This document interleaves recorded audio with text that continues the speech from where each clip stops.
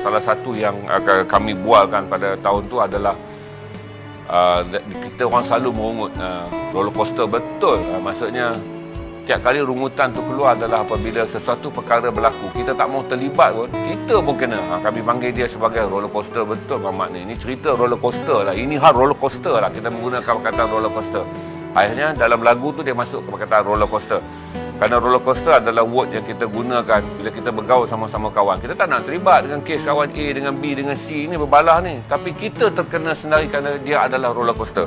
Ini adalah tahun-tahun di mana kita mengalami apa seperti kata Lolok adalah tahun roller coaster, di mana saudara tak boleh terheret, saudara tak boleh mengelak kerana pusingan roller coaster akan mengheret saudara untuk ikut berpusing. Jadi setelah 2 tahun melalui proses ni, bagaimana? Saudara harus menghindarkan diri saudara dan menyedari bahawa saudara harus keluar daripada roller coaster. Harus keluar. Jadi kalaulah saudara rasa saudara friend, saudara follow, saudara involve, saudara berada dalam kitaran yang begitu banyak menanam kebencian hingga saudara akhirnya perkara tak akhir sebelum saudara fikir sebelum tidur, saudara bengang pada satu orang. Perkara pertama yang saudara bangun daripada tidur, saudara bengang pada orang. Tak kiralah saudara bengang sebelum tidur, saudara bengang kepada atheist. Selepas bangun tidur, saudara bengang pada New World Order. Sebelum tidur, saudara bengang kepada kumpulan Illuminati. Saudara bangun pada tidur pula, saudara bengang pada kumpulan pro-Yahudi. Ini adalah gambaran bagaimana secara tak sedar syaitan telah memberitahu kepada anda adalah Muslim sejati. Dengan sebelum tidur, saudara memikirkan tentang musuh Islam. Saudara adalah Muslim sejati. Macam saya dah buka pintu hati dengan kebencian, syaitan dah terjun dengan memikirkan yang pagi-pagi bahawa saudara sedang memikirkan bagaimana terancamnya agama ini. Tapi saudara tak boleh fikir saudara, di mana bahawa sebelum tidur yang sepatutnya saudara fikir bagaimana saudara esok untuk aku lakukan sesuatu yang baik untuk diriku, dan apabila diriku aku menjadi baik, aku boleh berjasa pada agamaku. Itu cara yang betul. Tetapi oleh kerana saudara telah diabui oleh hatred, pintu pokok mangkuk kera tu, maka saudara mengatakan fikiran saudara pada sebelum tidur itu adalah betul, dan itulah tanda saudara adalah orang yang beriman. Saudara bangun pagi, sepatutnya saudara fikir, bolehkah aku yang terbaik aku lakukan hari ini, memperbaiki diri aku supaya kebaikan aku ini kemudian manfaatkan orang lain. Kerana sebaik-baik orangnya itu adalah apabila hidupnya dia memberi manfaat pada orang lain. Dia bertukar. Jadi bererti kan unsur negatif boleh menanam hingga saudara mempunyai keyakinan bahawa saudara sedang melakukan satu perjuangan dengan membawa unsur negatif itu sebagai sebahagian daripada bendera kepribadian diri saudara. Saudara percaya dengan menyerang, dengan menaikkan hal-hal kebencian, dan kemudian kebencian itu saudara rasa sinonim dengan apa yang saya sebut sebagai dosa dalam agama. Saudara mengatakan saudara sedang memperjuangkan kebenaran agama. Saudara menyebarkan kebencian dalam sesuatu perkara pada setiap pagi atau setiap hari, kerana di dalamnya saudara boleh mengambil satu tafsiran hadis ataupun satu tafsiran Al-Quran dengan niat untuk menjatuh dan menjahanamkan seseorang. Tetapi saudara-saudara melakukannya, saudara rasa saudara telah melakukannya dengan benar. Kerana perantaraan di antara melaksanakan kebencian saudara dengan menjatuhkan orang yang saudara benci, perantaranya adalah Al-Quran, hadis dan juga petikan-petikan agama. Beginilah penipuan syaitan yang saya nak beritahu kepada saudara bagaimana vibe tersebut. Dan begitu juga para sahabat, para kawan-kawan, teman-teman dan rakan-rakan yang datang pada saudara. Sama ada mereka datang dalam media sosial, mereka datang dalam media dalam kehidupan fizikal, saudara kena berhati-hati. Saya lebih memilih tahun depan sebagai tahun mengukuhkan diri, mengurangkan asosiasi, tetapi mengukuhkan diri. Kerana saya fikir kata asosiat telah berlaku dengan begitu banyak pada tahun 2020 hingga 2021 apabila teori ayunan apabila teori jongkan-jongkit itu berlaku.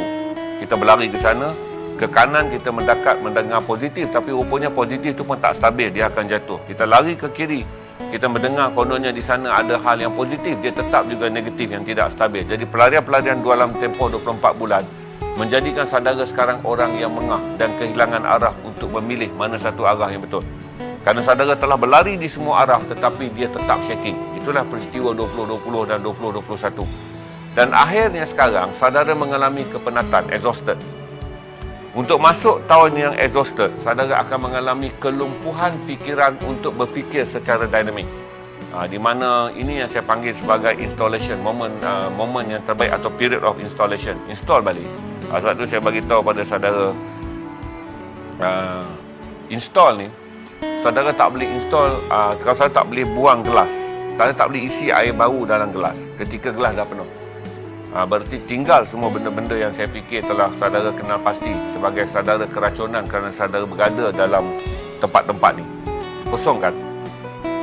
Kadang dah boleh kenal pasti dah. Kalau saya discuss hari ni, saudara ambil masa, ya Allah, Tuhan ni tak pernah, Tuhan tak akan gelapkan hati seorang yang memintakan dia cahaya. Datang cahaya tu.